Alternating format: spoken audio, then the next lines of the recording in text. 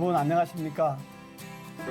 힐링 토크 회복 플러스의 하근수 목사입니다. 안녕하세요. 이지입니다. 목사님, 네. 살다 보면 인생의 굴곡을 덜어는 만나게 되는데요. 특히나 요즘처럼 세상이 불안정할 때는 앞날에 대한 두려움이 좀 생기는 게 현실인 것 같습니다. 네. 그럼에도 불구하고 이때 이런 말 생각하면 좋을 것 같아요. 인생의 끝이 하나님의 시작이다. 이 말 너무 멋있는 것 같아요. 그렇죠. 예. 정말 많이 힘들어하시는 분들 네. 너무 염려하지 말고 힘들고 지치고 끝이다 할 때 하나님이 시작하는 거니까 아멘. 네, 내 삶의 호피를 딱 진 하나님을 의지하면서 좀 힘을 냈으면 참 좋겠습니다. 하지만 그럼에도 불구하고 네. 나는 조금 불안함이 가시기가 쉽지가 않아요 하시는 분들을 위해서 네. 오늘 귀한 분 한 분 모셔봤거든요. 이분의 삶의 이야기를 들으시다 보면 어느 순간 없던 힘도 불끈불끈 생기시지 않을까 싶습니다. 네. 대만교회의 최석범 목사님 모시고 이야기 나눠보겠습니다. 어서 오십시오. 어서 오세요, 목사님. 안녕하세요. 반갑습니다. 하나님의 감동이 되는 목회자 대만교회 최석봉 목사. 외적인 성공보다 목회의 본질에 집중하며 건강한 사역을 펼쳐온 그는 농어촌 복음화를 포함 한국의 복음화와 세계 복음화를 위해 총력을 다하고 있는 목회자. 고등학교 2학년의 나이에 교회에 첫 발을 내디딘 그는 어떻게 하나님을 만나 오늘에 이르게 되었을까? 아비의 마음으로 영혼을 사랑하는 최석봉 목사의 아름다운 회복 스토리 지금 공개합니다. 아버님께서 우리 집안에 목사가 없으니 나가라.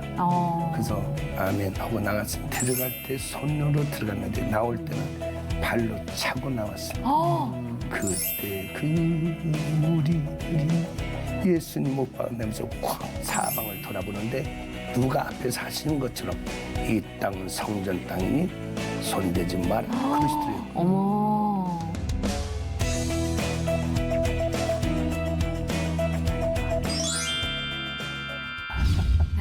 앞에 카메라 보시고 우리 시청하시는 분들에게 인사 한번 좀 해주시죠.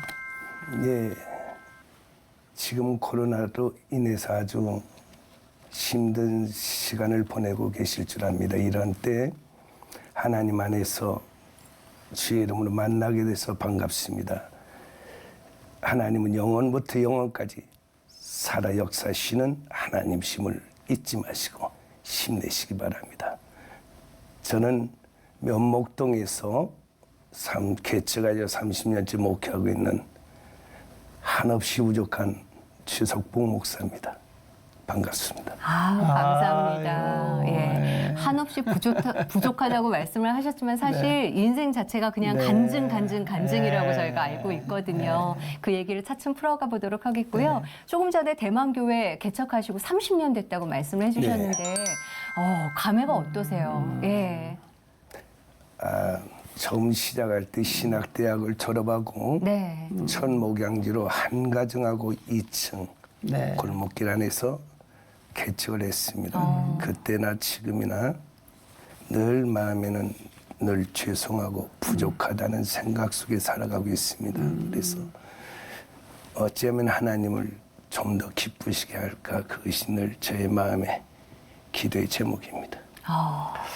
대만교회를 직접 네. 쳤잖아요. 개척하시면서 굉장히 뭐라 그럴까 뭐가 느껴져요. 이 기운이. 대만교회 그 네. 이름 자체가 힘이 있죠. 예. 어떤 이름이에요, 목사님?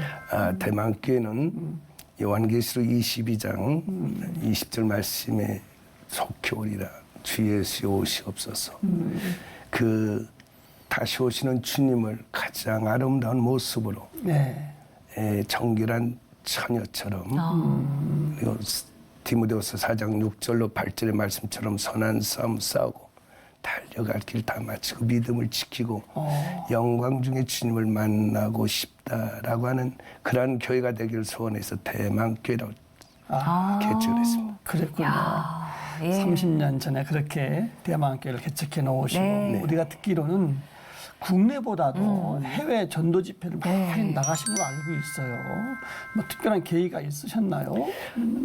제가 한 가정하고 개척을 할 때 저는 그때 연단숙에서 20대부터 연단숙에서 영양실조와 폐병, 간염으로 인해서 47kg의 몸무게로 개척을 했습니다. 그리고 30대 중반에 마침 아르헨티나에서 여기 한기총 회장님 같은 아세아의 연합회 회장님 몇 분이 방문을 하셨는데 저희 교회를 그때 방문을 하셨습니다. 그리고 나서 가신 후에 저를 아르헨티나로 초청을 해서 그때 아르헨티나 외국인 성회를 제가 30대 중후반서부터 시작을 했습니다. 아, 그렇게 시작이 되신 거군요. 네, 예. 실제로 많이 다니셨잖아요, 외국을. 예, 아르헨티나를 통해서 이제 브라질, 베네수엘라, 콜롬비아, 칠레, 중남미와 미국, 그다음에 카나다, 유럽, 스페인, 독일, 영국, 포르투갈, 아프리카 곳인데 거의 한 10년 넘게는 100% 외국인 성에만 동시통역을 통해서 그렇게 사역을 했던 것 같습니다. 그렇게 부르신 데는 이유가 있을 것 같은데 지금 사진 보니까요. 어마어마한 분들이 모여 계시는데요. 예, 어디 모습인가요, 저게? 아프리카 나이지리아 메인 스타디움 이제 거기서 했던 성이었습니다. 야, 저렇게 많은 분들이 모여 계시고 하나님의 말씀을 전하시다 보면 그만큼 많은 역사도 일어날 것 같거든요. 어떠셨나요? 예. 어느 부모님 11살짜리 아들을 얻고 라디오 방송에서 성유의 소식을 듣고 참석을 했는데 오른쪽 다리가 소아마비라서 한쪽을 걷지를 못합니다. 아이가요. 11살짜리 소년이 말씀을 전하고 그다음에 이제 기도를 안수기도를 하고 지나가는데 갑자기 뒤에서 막 웅성대고 찬양 소리가 나서 보았더니 11살짜리 그 소년이 안수기도를 받고 바로 다리가 펴져 버려요. 그리고 그 자리에서 걸어가기 시작합니다. 예, 그런 이제 하나님의 역사죠. 그때 하나님 치유의 역사, 또 회개의 역사, 주의 종들이 이제 같이 회복의 역사 그런 일들 하나님께서 많이 이루어 주신 것 같습니다. 얼마나 경험이 많으시겠어요. 그렇죠. 예.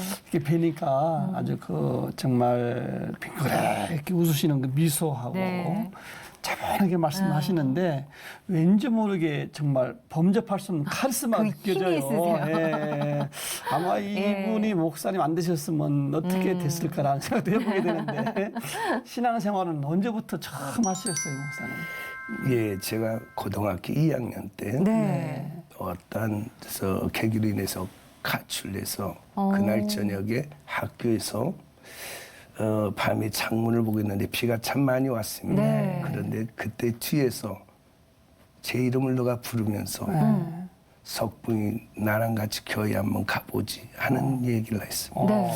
다른 지금까지 한 번도 그 친구하고는 저하고 대화를 해본 적이 없는 한 반이었지만 그런데 다른 때 같았으면 거기에 대해 저는 굉장히 반박을 했을 텐데 마침 제 마음에 한없이 가난했습니다. 이제 부모님과 이제 헤어져야 되고 가출을 하고 나왔으니까 그 가운데서 주님께서 저를 부르시는 그런 환경을 움직이셨던 것 같아요. 그러면은 그 친구분 따라서 교회를 가셨어요? 예, 이제 그것이 약속 시간에 저는 교회 앞에 나왔는데 그 친구가 깜빡 잊어버린 겁니다. 그런데 저는 교회를 눈 앞에 놔두고 들어가지를 못했습니다. 왜냐하면 꼭 문을 열고 들어가는 순간 저는 하나님이 하늘에서 죽이실 것 같은 두려움이 저는 제 양심이 그것을 너무 그걸 강하게 가졌던 것 같습니다. 결국에는 나중에 그 친구가 와서 저를 데리고 들어가서 교회 안에 들어갔던 것 같습니다. 그게 제 첫 걸음입니다. 지금 이렇게 목사님 뵈면 강인함도 있고 강직함이 보이시지만 이렇게 눈을 보면 아기 같은 눈빛도 있으시거든요. 어렸을 때 꽤 장난꾸러기셨겠다 싶은 생각 드는데 그러면은 막상 이제 친구 만나셔서 가셨잖아요. 어떠셨어요? 저는 아무것도 모르고 그냥 참 두렵다는 생각이었고요. 왜냐하면 제가 그런 이제 초등학교 5학년 때 제가 이제 경찰서라는 곳을 한번 제가 들어가 본 적이 있었고 그런 여러 가지 이제 삶 속에서 저는 잠시 그렇게 주저했던 것 같습니다. 그러셨구나. 어둠의 예. 시대를 좀 걸어가셨군요. 예. 아니, 어둠은 아니었는데 좀 하나님께 많이 죄송한 생활을 예. 했죠. 그럼에도 불구하고 친구가 가재니까 그렇게 해서 또 따라가셨잖아요. 네. 그렇죠. 그 가신 날 하나님을 만나셨나요? 아니면 언제쯤 하나님을 아, 만나셨나요? 제가 교회를 나가고 몇 달 됐는데 어느 날 교회를 가서 혼자 예배 시간이 아닌데 앉아 있는데 시골에 가면 앞에 단상이 자주색 그 시장에다가 나무 그렇죠. 십자가가 나무 십자가. 불이 켜져 있지 않습니까? 네. 그 십자가를 이렇게 아무 생각 없이 보는데 어느 분이 가시관을 쓰시고 피를 얼굴에 많이 흘리셨는데 저를 굉장히 이렇게 슬프고 안쓰러운 모습으로 눈으로 쳐다보시는 거예요. 근데 그분을 보는데 그렇게 많이 울었어요. 그런데 그 다음에 또 교회를 가면 또 그분이 저를 쳐다보시고 또 그걸 몇 달 동안을 하시는데 저는 그분이 누군지를 몰랐습니다. 단상문 십자가만 보면 그분이 저를 쳐다보셨고 저는 울었고 그리고 어느 순간에 그 경험을 통해서 그러면서 어느 분이 찬양을 하면은 찬양을 하기 위해서 반주를 첫음만 누르면 반주자가 그때부터 눈물이 나오고 그 찬송가 가사가 한 번 부르면 5절까지 다 제 마음판에 기록이 되는 거예요. 어머. 근데 저는 그게 무엇인지도 모르고 네. 다만 울기만 했던 것 같습니다. 그런 기간이 얼마나 좀 지나갔어요. 그게 몇 달 지나갔습니다. 만약 그런 삶이 주님이 하지 않으셨더라면 제가 애굽으로 다시 돌아갈 수도 있지 않았겠나 생각이 듭니다. 그러면 그렇게 몇 개월 지나가는 동안에 네. 그럼 목회자가 되겠다는 마음도 그때 생기신 거예요? 아니면? 아닙니다. 저는 네. 목회자라고 하는 것은 꿈에도 생각해 본 적이 없고요. 그렇게 이제 한 1년여 다니다가 저는 군에 들어가 입대를 했죠. 군에 입대를 했는데 참 많이 어려운 가운데 군에 가면 무조건 신앙을 보여줘야 된다고 그래서 신상명세서에다 네. 군에 가면 신상명세서를 쓰는 네, 네. 기호가 뭐냐고 그러면 무조건 십자가만 그렸습니다. 그래서 이게 뭐냐고 그러면 십자가를 전 제일 좋아합니다. 예. 가는 곳곳마다 기독교가 아니고 그냥 십자가. 예. 아, 누가 그렇게 믿음을 보여주는 것이 좋다고 그래서 그냥 그렇게만 했던 것 같고요. 네. 그러면서 군생을 시작하면서 군생을 하면서 이제 한 번은 군종 고님의 사무실을 들어갔는데 네. 예수님 말씀이 나오시는 거예요. 그래서 저는 깜짝 놀라서 여쭤봤습니다. 어떻게 라디오에서 예수님 말씀을 하십니까? 그랬더니 기독교 방송이라고 그러셔서 그럼 KBS하고 MBC 방송 말고 기독교라는 방송도 있습니까? 이렇게 웃으시는 거예요. 네. 그러실 때만 바로 복음성가가 들리는데 그때 그 무리들이 예수님 못 받으면서 쾅쾅 하는 소리를 들리는데 이렇게 그냥 서 있다가 갑자기 제 배에서 비명소리가 나면서 막 울기 시작했어요. 양손가 발이 너무너무 아픈 거예요. 막 울면서 하나님 너무 아파요 하면서 막 울었어요. 그리고 그 찬송이 딱 끝나자 제 통증이 없어져요. 어머. 저는 그런데 이 복음성가를 태어나서 처음 들어봤어요. 저는 찬송가 위에는 이 땅에 복음성가가 존재하는 걸 몰랐거든요. 예. 오. 강하게 만나주셨네요. 예, 그랬던 것 같아요. 그리고 그러면 군대 생활을 가시다가 그러면 사명은 하나님의 소명은 제대를 하고 받았습니다. 계기가 있으셨어요? 계기는 제가 이렇게 제대를 했는데 군대 입대할 때 목사님이 아닌 다른 목사님이 와 계시는 거예요. 동네에 교회 다니시던 다니면서 분이. 고향교회 처음 예수님을 믿은 저는 너무 충격이었어요. 왜냐하면 저는 한 분 목사님은 영원한 목사님인 줄 알았어요. 그런데 사정을 듣고 보니 많은 어려움 속에 또 떠나셨다는 말씀 듣고 시골에 교회가 너무 가난했고 교육관도 없어서 옛날에 단상 밑에 보면 창고같이 조그만하게 있습니다. 거기에 난로나 뭐 여러 가지 잡동 사연을 거뒀는데 거기에서 깜깜한 불도 안 켜진 그 맨 땅에서 창고에서 울면서 기도했어요. 하나님, 훌륭한 목사님도 필요하지만 훌륭한 장로님도 필요한 것 같습니다. 저 장로님 세워주세요. 그럼 우리 목사님 평생 저 잘 모실게요. 그렇게 매일 그 기도를 한 보름을 하는데 그때 이제 하나님이 부르심이 계셨어요. 천둥 같은 소리로 내가 너에게 능력 줄 테니 내 종해라. 그래서 눈을 떠봤는데 아무도 없는 거예요. 그래서 다시 기도하는데 또 그러시고 세 번째 그 음성이 들렸습니다. 천둥 같은 음성으로. 그래서 제가 거기서 할렐루야, 하나님 저를 종으로 써주시니 감사합니다. 그리고 갔으면 얼마나 하나님 기뻐하셨겠어요. 아닌가요? 그런데 그렇게 그 음성을 듣자 저는 예수님의 이름으로 기도를 마치지도 않냐고. 거기에 들어가는 창고문이 한 1m 20 정도 조그만한 창고인데 들어갈 때 손으로 들어갔는데 나올 때는 발로 차고 나왔습니다. 그리고는 서너 발짝 걸어 나오다가 창고를 바라보고 제가 그랬습니다. 제가 장로님 되게 해달라고 그랬지. 목사님 되게 해달라고 그랬습니다. 저는 안 합니다 하고는 나갔습니다. 그리고는 방황을 하기 시작했습니다. 방황을 하셨다고는 하지만 지금 저희 앞에는 목사님으로 와 계시거든요. 점점 궁금해집니다. 어느 순간 어떻게 순종을 하셨는지 너무 궁금한데요. 이제 마지막 저는 그때 대기업 시험을 합격을 하고 형식적인 신체 검사를 지정된 병원에서 맡으라고 그랬는데 그 지정된 병원 정문 횡단보도를 들어가면서 저는 하늘 향해서 그랬습니다. 저는 건강합니다. 군대를 건강하게 제대한 지 이제 두세 달밖에 안 됐는데 저를 꼭 하나님께서 쓰신다면 저는 표적을 주세요. 왜냐하면 저는 저희 고향교회 목사님께서 너무 힘들게 주님이라는 것만 봤습니다. 그리고 저는 말주변도 없고요. 그런데 어떻게 매 시간마다 설교를 할 수 있을까? 정말 저는 못합니다. 그래서 횡단보도를 걸어가면서 하늘을 향하여 중얼중얼 혼자 기도했습니다. 저는 건강하니 만약에 저를 주의종으로 쓰신다면 불치병을 하나 주시면 저는 그때는 인정하겠습니다. 하고는 들어갔습니다. 신체 검사 받으러 가신 거죠, 직장. 그 병원 정문을 걸어가면서. 그리고는 검사를 하는데 다 건강한데 청각에서 정밀 검사를 받으십시오.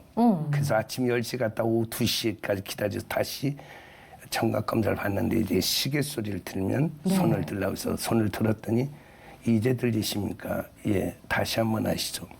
또 소리가 나서 들렸더니 의자를 탁 건드리시며 하신 말씀이 귀머거리와 청각장애인과 비슷합니다. 왜 이때까지 이걸 관리를 못했습니까? 그래서 제가 그랬습니다. 아파본 적이 없어서 제가 관리를 못했습니다. 그래서 제가 치료할 수 있는 방법이 뭡니까? 그랬더니 치료할 수 있는 방법은 없고 평생을 더 악화되지 않도록 관리하는 것밖에 없어요. 표적을 구했는데 제대로 표적을 보여주셨네요. 그게 나중에는 어떻게 회복이 됐습니까? 그래서 아닙니다. 그럼 지금도 일상생활에 불편함은 없으신 어떻게 거죠? 표적을 이상을 구하시네? 불치병을 주시면 내가 주의 종의 길을 걷겠습니다. 제가 이렇게 성경을 좀 보고 그렇게 신앙이 성숙했으면 그러지 않는데 마태복음 1장도 읽어보지 아니한 상태에서 그런 일들이 일어났다. 그러면 표적을 보신 건데 그렇고 나서 신학교로 바로 가신 거예요? 그렇진 않습니다. 그동안의 삶을 4번을 내려놨던 것 같습니다. 23살에 제가 소명을 받고 신학을 하기까지 삶을 4번을 내려놨는데 마지막 내려놓을 때가 1984년 1월 23일 날 세미한 주님의 음성이 들려주시더라고요. 죽지 마라.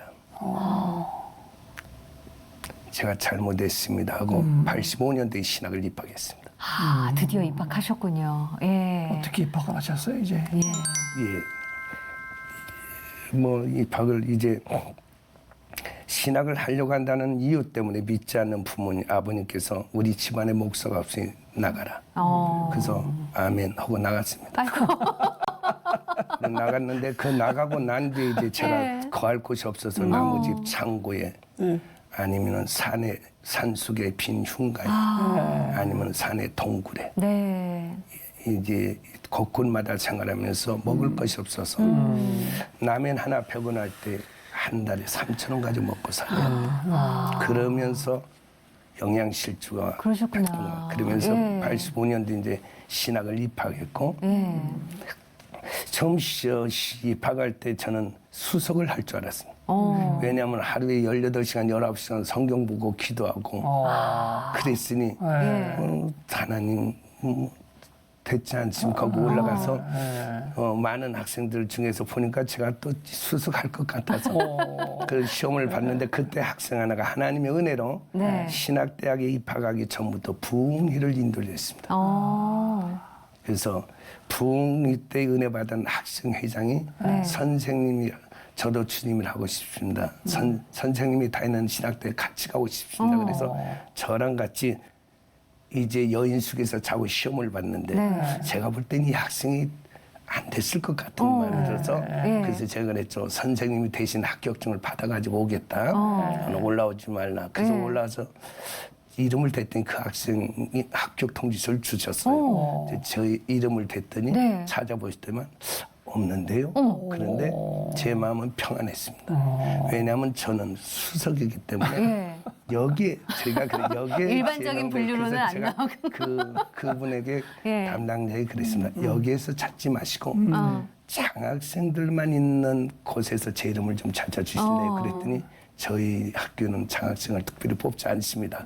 그러면 한참 찾으실 때만 제 것을 주는데 큰 봉투에다 주시는 거예요. 그 카드, 성탄 카드처럼. 이 학생은 편지 봉투였는데 마음에 실력자는 처음부터 이렇게 대접을 잘해준다. 그리고는 내려오면서 그것을 학교를 운동장을 내려오면서 펴봤더니 불합격 통지서. 어머. 근데 그렇게 카드에 넣어서 주신 거예요? 그럼 불합격된 이유가 따로 있었나요? 시험을 못 보셨어요? 그렇죠. 실력이 안 된 거죠. 아니 그럼 어떻게 있을 일이 가셨어요? 아닌데 지금. 그래서 제가 이제 내려오다가 학교 건물을 쳐다보고 그랬죠. 하나님 이건 아니지 않습니까? 저는 분명 기도와 말씀을 전무할 테니 신학대학은 하나님이 넣어달라고 그랬지 않았습니까? 저는 약속을 했는데 왜 하나님 약속을 안 지키십니까? 그래서 신학대학에 올라가서 다시 올라가셨어요? 그래서 어느 분을 만나야 가장 힘이 있을까 보니까 신학대학이니까 목사님을 만나면 제일 좋겠다고 그 학교 목사님을 만나서 보니까 노크를 냈습니다. 그랬더니 누구세요? 그래서 문을 열었더니 신학생 서너 명하고 교수님이 계신데 인사를 했습니다. 그랬더니 어쩌 오셨습니까? 그래서 저는 이번에 시험 맞다 떨어진 A- 몇 번 취소권입니다. 그런데요. 하나님이 저를 이 신학대학에 넣어주신다고 그랬는데 아직 못 들어갔습니다. 넣어주십시오. 어머. 그랬더니 저를 보시고 웬 이상한 사람이 아닌가. 그래서 들어와 보세요. 그래서 똑같이 물으셔서 똑같이 말씀을 드렸더니 이제는 다 끝났으니 내년에 다시 와 주시죠. 그래서 제가 그랬습니다. 아직 안 끝났습니다. 제가 들어가야 끝나는 거예요. 어머. 와. 그랬더니 웃으시면서 혹시 등록금을 못 낸 분이 계실지 모르니 다시 한번 찾아와 보시죠. 그래서 그랬습니다. 다시 올라올 자비는 없습니다. 연락 주시죠. 그래서 전화번호를 남기고 내려가서 하나님께 금식하며 기도했습니다. 왜 하나님 약속 안 지키십니까? 그랬더니 마음속에 그런 마음이 들어요. 나는 네가 기도한 대로 나는 행했는데 무엇이 어떠냐. 그래서 제가 뭐라 기도했는데요. 그랬더니 제가 소명받고 이제 주님 안에 들어와서 하겠다고 했을 때 기도를 제가 한 기도를 갑자기 생각이 나게 하시는 거예요. 네가 그랬지 않느냐. 저는 평범한 종이 아닌 기적 같은 종이 되길 원합니다. 신학대학 입학하는 것도 사역의 첫 길이니 평범하게 하지 마시고 기적같이 들어가게 해달라. 최 목사님의 기도는 무서워요. 어머. 그 말 그게 쭉 생각이 나는 순간 아멘. 그러면 이제 기적같이 들어갈 줄 믿고 감사드리며 기도를 마치고는 바로 아는 분한테 가서 등록비 좀 주시죠. 빌려주시죠. 그래서 합격했습니까? 그래서 저는 합격했습니다. 아직 연락은 없었습니다. 그러나 야고보서 2장 말씀에 행함이 없는 믿음은 죽은 믿음이니 주여 저는 하나님의 그 약속을 이제 믿습니다. 그리고는 등록비를 가지고 올라왔는데 빌리셨어요. 이제는 다른 분을 만나고 싶어서 그래서 보니까 대학이니까 총장님 실이 그쵸. 있어서 노크를 하고 들어갔습니다. 어찌 왔습니까? 그래서 보니까 거기는 또 이제 목사님 사모님이 한 10여 분이 서 계시는데 제가 볼 때 저처럼 자녀가 떨어져서 오신 분 같기도 하고 그런데 이제 총장님이 안경 쓰시고 저를 쳐다보시는데 어찌 왔느냐 그러셔서 똑같은 말씀했습니다. 저는 시험 맞다 떨어진 주석보인데 하나님이 이 신학대학에 넣어주신다고 그랬는데 아직 못 들어갔습니다. 넣어주십시오 그랬더니 이제 이분은 두 번 묻지도 않으시고 서신 채로 저를 안경 너머로 이렇게 쳐다보시길래 저도 서서 눈을 쳐다보고 3분 동안을 기도했던 것 같습니다. 이제 겉은 웃으면서 그렇지만 속으로는 정말 간절한 시간이 없습니다. 빨리 성령님 역사해 주십시오. 이 청년 이 신학대학에 넣어주고 싶다. 이 청년 이 신학대학에 넣어주고 싶다. 빨리 감동해 주십시오. 그걸 속으로 기도하신 거 아니에요? 그쵸, 눈 쳐다보시면서. 눈은 쳐다보고 웃으면서 그랬더니 한 3분 정도를 쳐다봤는 그렇게 기도했는데 아무 말씀 없이 지나가시더라고요. 제 옆을 지나가시고 문 있는 데 나가시면서 조용히 청년 나 따라오세요. 그래서 따라갔더니 학교 책임자 되는 실무 책임자 되는 그 교수님 사무실 가셔서 말씀하시기를 교수님 이 청년 등록비 받으시죠. 그래 싶어했습니다. 야, 그러면 그렇게 이제 기적처럼 입학하시고 졸업까지 하셨잖아요. 어렵게. 그리고 나서 대만교회를 바로 개척하신 건가요, 목사님? 네. 졸업함과 또 같은 해 한 가정 어느 한 가정으로 이 골목길 안에 2층 35평에서 보증금 1,000만 원에 월 65만 원에 개척을 시작했습니다. 야, 근데 그렇게 개척을 하신 와중에 이제 해외 선교를 가신 거잖아요. 그러시면서 또 한국교회 살리기 운동도 시작하신 걸로 들었거든요. 예, 2006년 2월 달에 첫 번째로 했는데 그것은 다름이 아닌 그 참 죄송한 마음인데 우리 천국 가신 신영균 목사님께 참 죄송합니다. 30대 중반에 저를 보시고는 저희 교회 부흥성회를 또 오셨습니다. 그래서 저를 보시고는 정식으로 같이 일하고 싶으니 주님 일을 합시다. 한국 교회를 위해서. 그래서 제가 이제 목사님이 만드신 그 이제 부흥단체도 있고 성리단체에서 그랬습니다. 죄송합니다. 저는 하고 싶지 않습니다. 그랬더니 왜 하지 않으려고 하십니까? 그래서 죄송합니다. 그랬더니 개인적으로 만나자고. 그래서 따로 만나서 물으시길래 왜 같이 하지 않으려고 하시느냐고 그래서 제가 그런 말씀드렸습니다. 저는 그냥 순수하게 전 정치를 하고 싶지 않습니다. 저는 그런 은사가 없습니다. 순수하게 하나님과 영혼만 사랑하다 가고 싶습니다. 그때 그것이 그러느냐. 그래서 이제 말씀을 하시고 그러면 최 목사님이 기도하면서 한국교회를 위해서 좀 일 좀 했으면 좋겠다.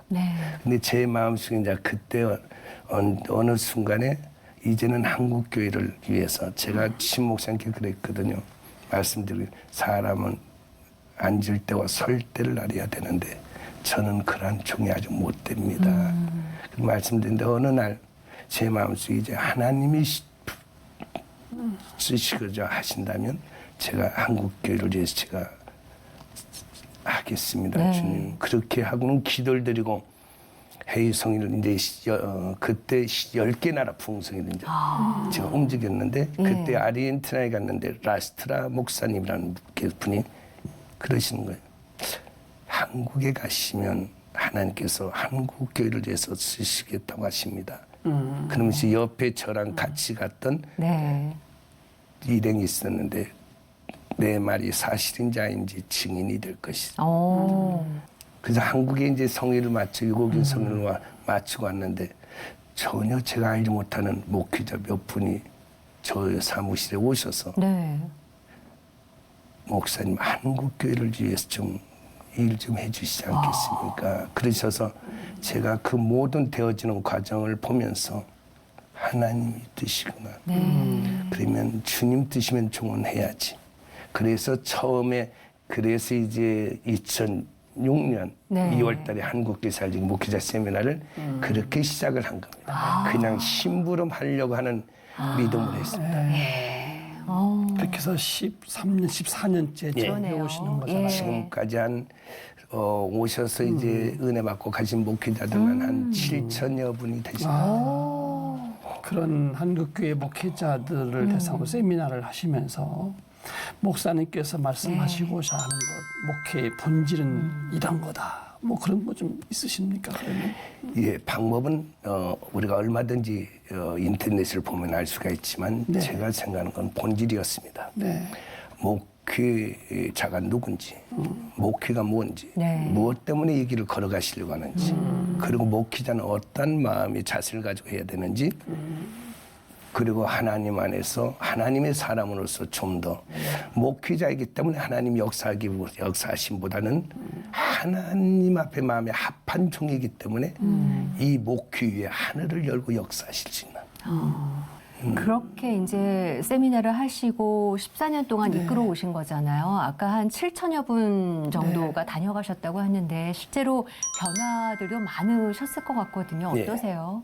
자세들이 많이 변화되는 걸 봅니다. 그리고 때로는 너무 목회가 힘들어 어느 분은 자살을 하려고 하셨던 목회자가 오셔서 다시 첫은혜를 회복하고 다시 목회를 시작하는 거예요.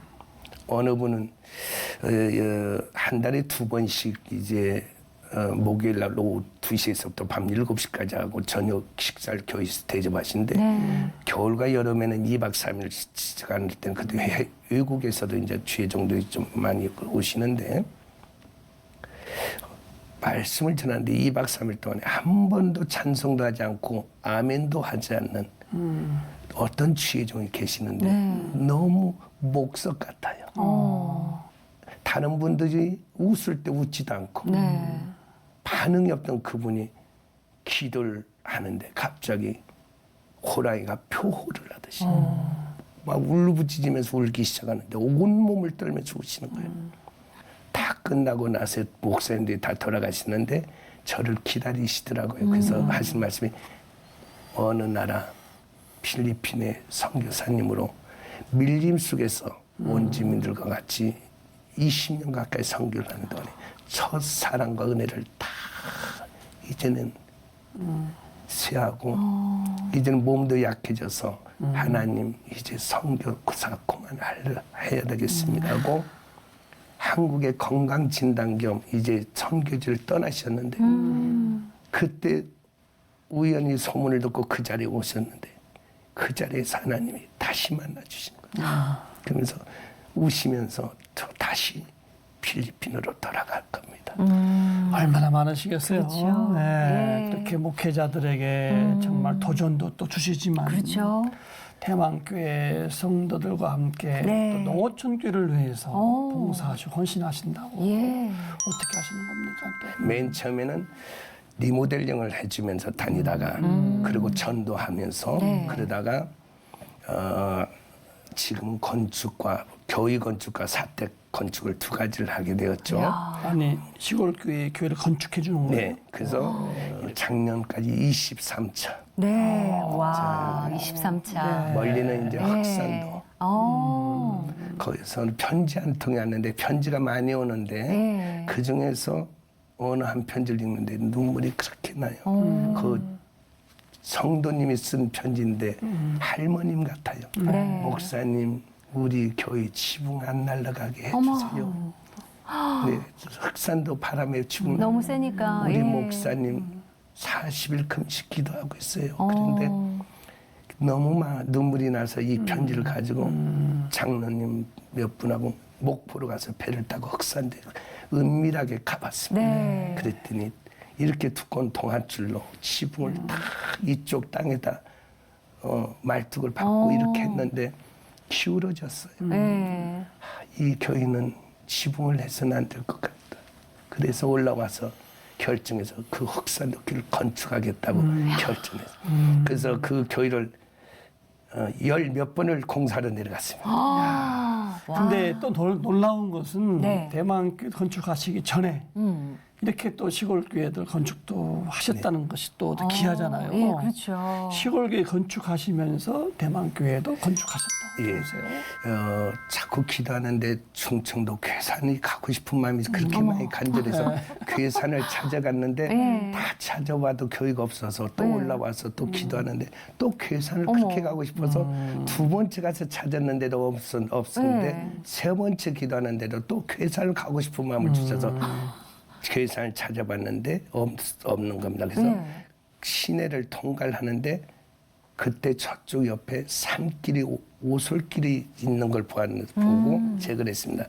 저는 운전을 못해서 옆에 장로님이 운전해서 가실 때 장로님 유턴해서 저쪽 오솔길로 한번 가보시면 좋겠습니다. 그랬더니 목사님 거기는 길이 없을 것 같은데요. 그래서 없으면 나오면 되는 거니까 한번 가십시다. 그랬더니 알았습니다. 그래서 그쪽을 가는데 5분 가도 오솔길이고 10분 가도 오솔길이고 15분 가도 오솔길인데 이게 길이 없나 그랬더니 20여 분 가니까 갑자기 들판이 펴지는 겁니다. 어머. 근데 넓은 들판이 펴지는데 그 길을 멀리 교회를 보는데 어느 우측에서 저 한 2km 떨어진 데서 반짝하고 불빛이 보이는데 보니까 교회는 없는 겁니다. 거기에 귀화집이 오래된 낡은 귀화집에 종탑 하나만 녹슨 종탑이 서 있는 거예요. 종탑이 있었어요. 대문에 그냥 이렇게 종각도 없고 그냥 이렇게 녹슨. 근데 감리교회예요. 그런데 이렇게 보니까 방 하나에는 목사님이 생활하시고 방 하나에서 예배를 드려요. 근데 지붕이 이렇게 중간이 무너졌어요. 근데 아무도 안 계시는데 그걸 보고 서울에 와서 기도를 드리는데 이 하나님 이건 리모델링으로는 안 될 것 같은데 근데 그러면 건축을 하면 되지 않냐. 그래서 하나님 우리 교회도 지금 임대교회이지 않습니까? 그랬더니 임대교회하고 건축하고는 그 무슨 관계가 그런 마음이 자꾸 제 마음에 들어요. 그래서 물으면 물을수록 하나님적인 거죠. 그래서 그렇죠. 우리 교회도 지금 임대교회입니다. 네. 너희 교회냐? 아버지 집인데 너희가 예배를 안 드려도 거기에 예배드리는 아버지 집이지 않느냐. 그래서 이제 건축을 하는데 그 교회 목사님을 만나서 알려드리려고 두 번째 찾아갔더니 사모님이 아기를 낳고 하나는 3살짜리를 같이 계시는데 목사님은 세미나를 받으러 대전에 가셔서 내일 저녁 12시에 오신다고 말씀하셔서 그런데 한번 전화를 드려보겠습니다 하시더니만 목사님 지금 오고 계신 중이래요. 근데 1시간만 있으면 도착하신다고 그래서 아니 내일 밤 12시에 오신다고 하지 않았습니까? 그랬더니 갑자기 교회에 오고 싶은 마음이 들어서 오고 계시네요. 그래서 기다렸다가 목사님이 본고에서 이제 교회 본고에서 내리시는데 문을 딱 열고 내리시는데 제가 목사님을 보는 순간 아버지 그 생각이 들었어요 속에. 근데 그 목사님은 한 발짝 뒤로 이렇게 물러서시더라고요. 그래서 그 예배방에 예배실에 들어가서 제가 제 소개를 하고 이제 이래서 저희가 선교를 합니다 하고 말씀드리고 있는데 갑자기 이 목사님께서 자세를 바꾸시더니만 저 목사님 말씀 중에 죄송한데 궁금해서 묻고 싶습니다. 혹시 지금부터 몇 년 전에 경상도 울진 어느 감리교회를 오신 적이 없습니까? 그래서 제가 그 말씀을 듣자 그랬습니다. 목사님 혹시 그 교회에 그때 담임 전도사님 아니셨습니까? 너무 닮았습니다. 그랬더니 하지마지 제가 그 전도사입니다. 어머. 제가 갔을 때 전도사님 때는 다리에 목발을 하고 계세요. 기부스를 하고 그래서 왜 그런가 그랬더니 아들 전도사님이 시골 교회에 담임을 하고 계신데 결혼을 안 해서 어머님이 밥해 주러 오셨다가 교회 뒷길에서 교통사고나 돌아가시고 아들 전도사님은 목발짐. 그래서 제가 밤새 잠을 안 자고 말씀을 드려서 힘내시라고 그랬는데 그분이 거기 와 계시는 거예요. 그래서 거기에서 건축을 하고 있었습니다. 이 8월 1, 2, 3일 날 건축을 하고 올라왔는데 그때 저희 교회가 너무 성도들이 하나님이 많이 보내주셔서 계단 엘리베이터 앞에 서서 계단에 앉아서 예배를 드리고 있었습니다. 104평이었는데 한층. 제가 그래서 하나님 교회 주셔야 되지 않습니까? 교회 자리가 넉넉한데 하는 게 아니라 하나님 보셨지 않습니까? 그래서 하는데 그때 보니까 길가에 2층 건물이 있는데 그 교회는 저희가 할 수 있을 것 같아. 돈이 하나도 없는데 딱 5천만 원만 있으면 들어갈 수 있을 것 같아요. 다 그냥 빚을 저희가 끌어안고 그래서 가서 이제 그걸 딱 계약을 하고 그다음에 건축을 하기 위해서 하는데 아무 건축비가 없는데 장로님께 그랬습니다. 건설회사 몇 군데 견적을 좀 보내달라고 해주시죠. 견적을 보내줬습니다. 그래서 그 중에 제일 만나고 싶은 그 건설회사 사장님을 계약을 하게 오시라 그랬더니 직원하고 같이 사무실에 오셨는데 그랬습니다. 총 공사비가 얼마이며 계약금은 얼마고 중도금은 언제 얼마를 주시면 되고 나머지는 어떻게 주시면 됩니다. 그래서 제가 그랬습니다. 사장님, 그분이 안수 집사님이라는 말씀을 누가 하셔서 그랬습니다. 안수 집사님, 돈이 하나도 없습니다.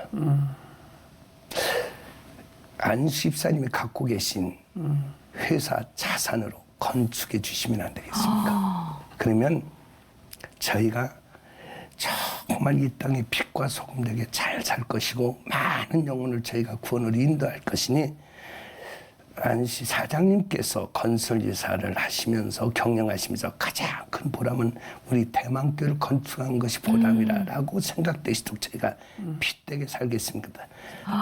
그랬더니 아무 말씀을 안 하시고 저를 또 쳐다보셔요.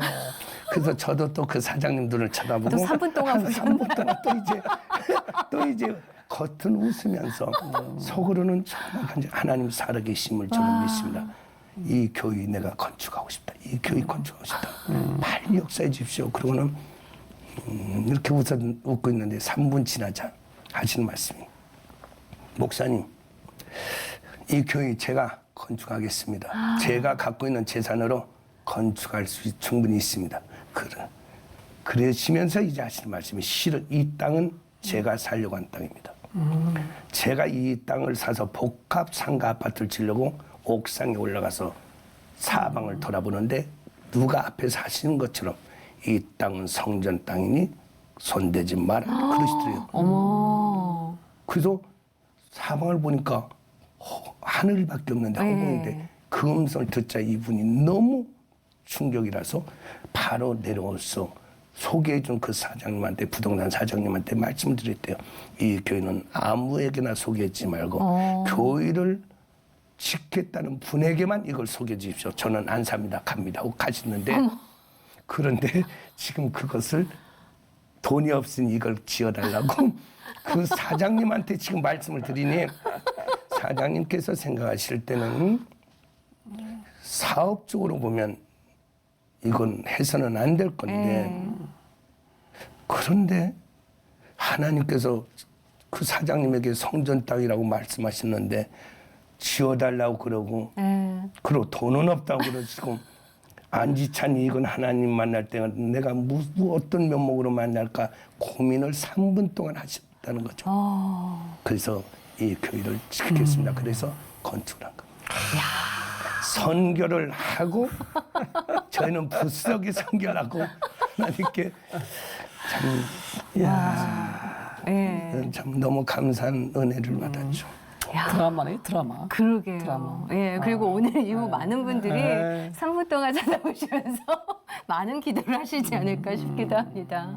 와, 역사를 많이 경험하셨네요, 진짜. 예. 네. 사실 요즘엔 너무 다들 지쳐 계시잖아요. 예. 누구보다도 가까이에서 하나님을 많이 느끼시고 그 역사의 현장 속에 계셨던 분이셨기 때문에 지금 지치고 힘들지라도 그분들을 위해서 또 해주실 말씀이 누구보다도 또 있으실 것 같거든요. 어떠신가요, 목사님? 예, 시청을 하시는 하나님의 자녀들에게 꼭 말씀드리고 싶습니다. 저는 아주 한없이 부족한 멍청한 목사입니다. 저는 할 수 있는 것보다 할 수 없는 것이 너무 많습니다. 그런데 이런 멍청한 목사도 하나님이 함께 하시면 새로운 삶을 살 수 있습니다. 사람 중에는 하나님은 성경 속에 갇혀 있는 하나님이 아닌 오늘도 내 삶 속에 영원부터 영원까지 살아 역사하시는 살아계신 하나님이십니다. 간증하며 영광 돌리시는 귀한 삶이 되기를 주의 이름으로 꼭 부탁하며 축원합니다. 아멘. 감사합니다. 오늘 이렇게 귀한 시간 내주시고 그동안의 삶의 이야기 귀하게 얘기해 주셔서 얼마나 감사한지 모르겠습니다. 건강하십시오, 목사님. 감사합니다. 감사합니다. 고맙습니다. 저는 우리 목사님과 대화하면서 100번이나 몸에 막 뭐가 이렇게 막 그냥 찌릿찌릿. 네. 그러네요. 정말 네. 본인이 말씀하시기를 물론 겸손의 말씀이시지만 네. 나는 멍청한 목사다 말씀하셨는데 너무 귀하게 쓰임 받으시네. 네. 우리 성도 여러분, 우리가 부족해도 연약해도 정말 주의 손에 붙잡히면 이렇게 귀하게 쓰임 받는 거나 이런 은혜 받는 시간이었는데 네. 이 말씀 기억하면서 다시 힘냈으면 참 좋겠습니다. 아멘. 정말 나의 계획이 아니라 하나님의 뜻을 구하고 하나님의 뜻에 순종할 때 그 부어주신 축복이 어떠한 것인지 한번 경험해보면 다른 거를 저희가 선택을 할 수가 없죠. 오늘 하나님의 소명을 받으시고 하나님의 소명을 이루시는 그 하루가 되셨으면 좋겠고요. 오늘도 저희와 함께 해주셔서 너무 감사합니다. 평안한 하루 보내십시오. 고맙습니다. 고맙습니다.